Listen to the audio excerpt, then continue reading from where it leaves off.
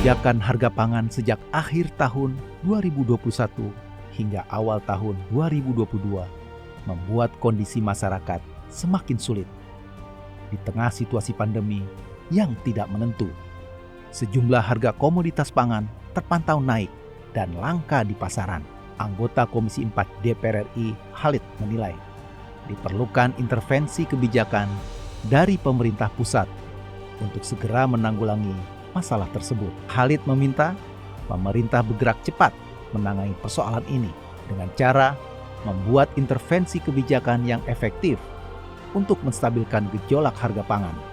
Sinergi dari seluruh stakeholder sangat dibutuhkan untuk dapat mengurai masalah yang selama ini menjadi penyebab kelangkaan komoditas pangan nasional. Di mana permasalahan pangan hampir tiap tahun terjadi.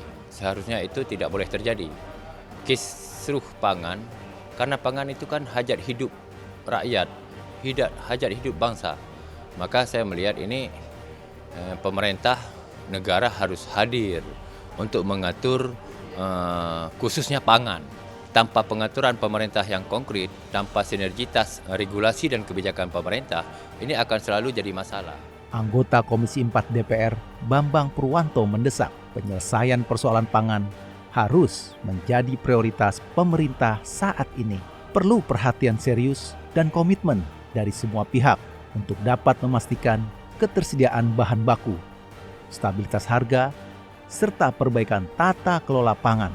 Perlu mendapatkan perhatian khusus dari pemerintah dan komitmen yang kuat dari pemerintah bahwa yang dikeluhkan mereka, kayak tahu tempe tadi kan, bahan bakunya kedelai. Kemudian juga biaya produksi sangat mahal, sehingga menurut saya perlu melakukan perbaikan tata kelola pangan. Intervensi kebijakan dari pemerintah juga perlu dibarengi dengan kolaborasi antar kementerian untuk upaya yang lebih optimal dalam menstabilkan harga barang kebutuhan pokok.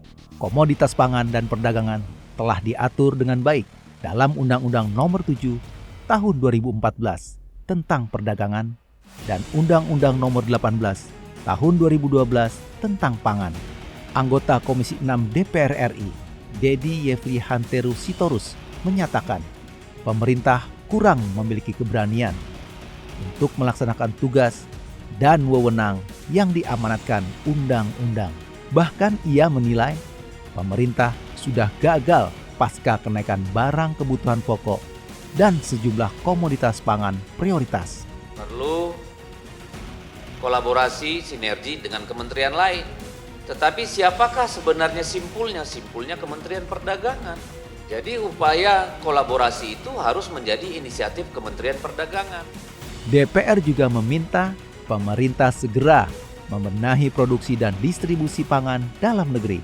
Seiring melonjaknya harga sejumlah komoditas akibat bergantung pada impor, sehingga menyebabkan carut-marut distribusi pangan.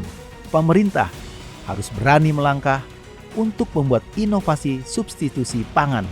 Anggota Komisi 4 Firman Subagio menduga penyebab kenaikan harga ini muncul karena ada pihak-pihak tertentu yang memanfaatkan peluang untuk meraih keuntungan pribadi.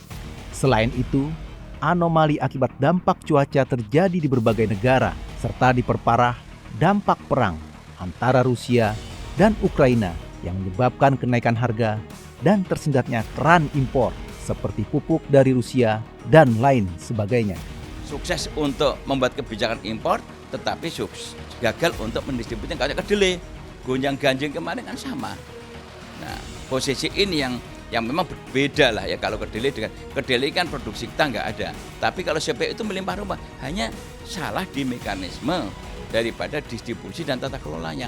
Tanggung jawabnya Kementerian Perdagangan, bukan Menko Perekonomian. Menko Perekonomian itu hanya kebijakan udah bagus, kita atungi jempol karena posisi rakyat susah, pemerintah, presiden, Menko langsung memutuskan kasih subsidi. Untuk masalah gonjang-ganjing ini saya yakin akan berkepanjangan. Ya, alasannya adalah ketika perang Rusia dan Ukraina ini tidak berhenti, KCL kita kan dari sana. Sawit CPO masih mengandalkan KCL dari impor. Tim Liputan TVR Parlemen melaporkan.